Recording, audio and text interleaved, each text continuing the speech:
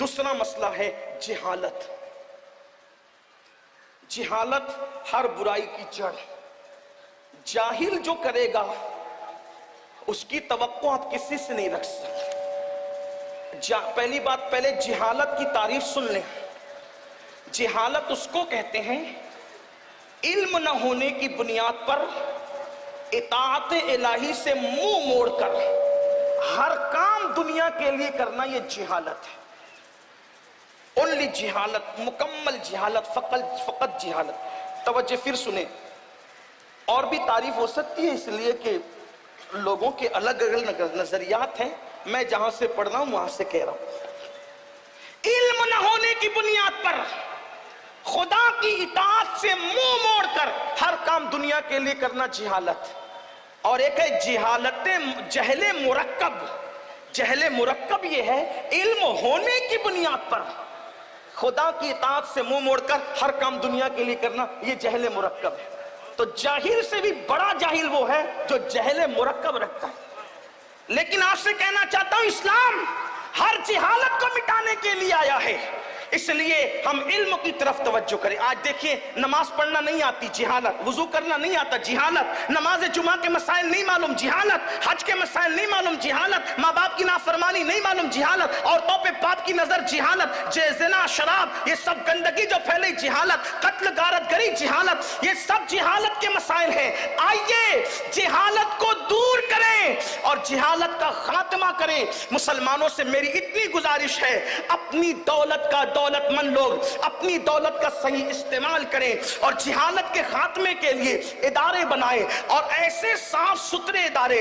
ہمارے امیر، ہمارے قائد حضور امیر سنی دعوت اسلامی نے ایک فکر یہ دی لوگوں کو، بلکہ وہ دیتے ہی رہتے ہیں کہ لوگ الہاد کے ماحول میں علم بانٹ رہے ہیں اور لوگوں کو الہاد اور بے دینی کی طرف لے جا رہے ہیں. اور سنی دعوت اسلامی عشق رسول کے ماحول میں لوگوں کو انگریزی تعلیم دیتی ہوئی نظر آ رہی ہے. اس کے لیے الحمدللہ شروعات ہوئی تو بہت سے اداروں کا قیام بھی آ گیا. آپ جسے جانتے ہیں میرے آقا علیہ السلام کے پیارے دیوانوں، ہمارے دل کا درد تو یہ ہے مسلمانوں کے پاس اللہ نے اتنی دولت دی ہے، اگر ہم صاف و شفاف ادارے بنائیں. بلکہ میرا ایک مشورہ تو یہ بھی ہے، مندی کے اس دور میں مالداروں کو چاہیے کہ فیکٹریاں قائم کرنے کی بجائے کالج، اسکولز اور یونیورسٹیاں قائم کریں. یہ ایک بہترین تجارت بھی ہے اور قوم کے مفاد میں بھی ہے. صرف درد بھرے نعرے مسائل کا حل نہیں ہے. اور ایک بات یہ بھی کہتا ہوں، مہنگے گنبد و مینار بنانے کی فکر چھوڑ دو.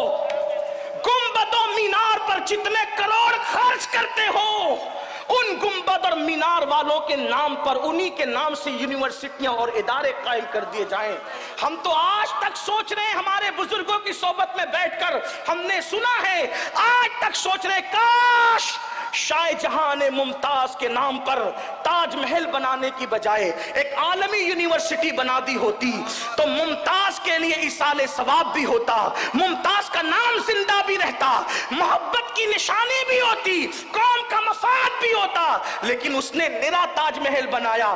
آج وہ سونا سونا پڑا ہوا ہے اور رات کے اندھیرے میں وہ تاریکی میں ڈوب تو جاتا ہے. شاہ جہاں کا نام تو ہوا. میں کوئی مفتی نہیں کہ کوئی اس فقہی حکم بیان کروں، ایک سگے بارگاہ غوثیت ہوں، بلکہ سگانے سگے در ہوں. اللہ اکبر. لیکن آپ سے پوچھنا چاہتا ہوں، اب جو غلطی ہمارے اگلے کر چکے اب ہم نہ کریں. اپنے بچوں کے مستقبل کے لیے اداروں کا قیام کریں اور ادارے بھی رسمی نہ ہو، بلکہ آپ سے کہنا چاہتا ہوں ادارے رسمی نہ ہو جہاں صرف سرٹیفکیٹ نہ بٹتا ہو، بلکہ جہاں واقعی انسان بنائے جاتے ہوں. کیونکہ میرے آقا روئے زمین پر اچھی عمارتیں بنانے نہیں آئے تھے، بلکہ میرے آقا روئے زمین پر اچھے انسان بنانے آئے تھے. صفا کے چبوترے پہ بیٹھ کر رسول اللہ نے جو انسان بنائے آج اس کی مثال زمین پر نہیں ملتی.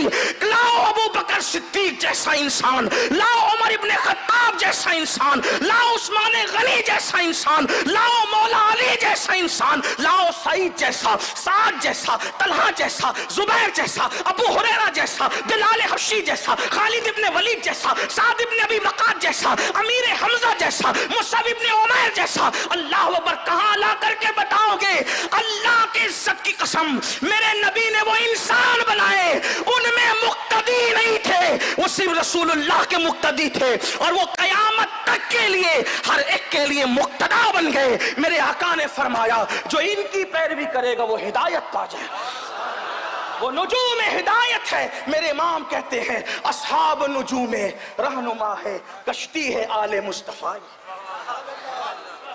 اہل سنت کا ہے بیڑا پار، اصحاب حضور نجم ہے اور ناؤ ہے اطرت رسول اللہ کی.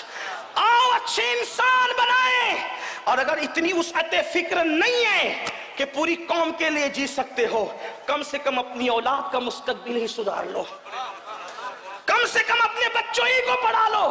ہمارے مہاراجا کے مرشدوں نے اعلان کیا اگر آدھی روٹی کھانا پڑے تو کھاؤ مگر اپنے بچوں کو تعلیم عطا کرو. ہمارے مرشدوں میں سے سرکار مہریرہ حضور سیدی امین ملت نے فرمایا تھا آدھی روٹی کھائیں گے، بچوں کو پڑھائیں گے. آؤ آدھی روٹی کھانا پڑے تو کھاؤ، اپنے بچوں کو پڑھاؤ اور اعلیٰ تعلیم دو. اب تو ڈاکٹری بھی پڑھاتے ہیں ہم، تو BUMS تک کے قصہ تمام ہو جاتا ہے، آگے بھی تو کوئی بڑھے. علم اصل ہماری میراث ہے، باب مدینۃ العلم ہمارے اندر ہے، شہر علم ہمارے نبی ہے.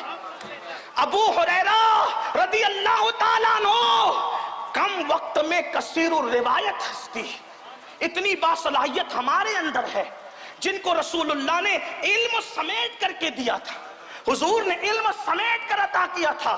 اللہ اکبر. لوگ کہتے ہیں مولانا ہم تاجر، ہم مالدار، ہم اعلیٰ نسب، ہمیں علم کی کیا ضرورت ہے، نوکری تو کرنی نہیں ہے. ہم کہتے ہیں نوکری کے لیے کون علم حاصل کرتا ہے؟ علم تو اچھا انسان بننے کے لیے حاصل کیا جاتا ہے.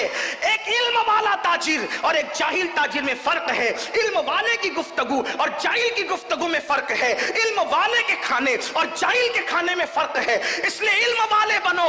ارے وہ غوث اعظم شیخ عبد القادر جیلانی حسنی حسینی جو آیات من آیات اللہ ہے، اللہ اکبر، پیدا ہوئے اسی دن سے روزہ رکھا، لیکن اس کے باوجود بھی وہ علم کے حصول کے لیے جا رہے. پیدا ہوتے ہی کرامت کا ظہور ہو رہا ہے اور پھر بھی علم کے لیے نکل رہے ہیں. پتا کیا چلا؟ اگر صاحب کرامت بھی بن جاؤ تو پھر بھی علم کی ضرورت باقی رہتی ہے. اور غوث پاک فرماتے ہیں قطبیت کیسے ملی؟ ہوا میں اڑنے سے قطبیت نہیں ملتی، یہ تو چیل اور کوے بھی کر لیتے ہیں، یہ تو مچھر اور مکھی بھی کر لیتے ہیں. ہوا میں اڑنے کا نام ولایت نہیں ہے. فرماتے ہیں درست العلم حتی صرت قطبا، میں علم حاصل کرتا رہا یہاں تک کہ اللہ نے مجھے مقام قطبیت عطا فرما دی. علم کو عام کریں. حضور امیر سنی دعوت اسلامی نے بھی ایک نعرہ دیا تھا HDI کا کام کریں گے، علم اور اخلاق عام کریں گے. آئیے علم پر محنت کریں.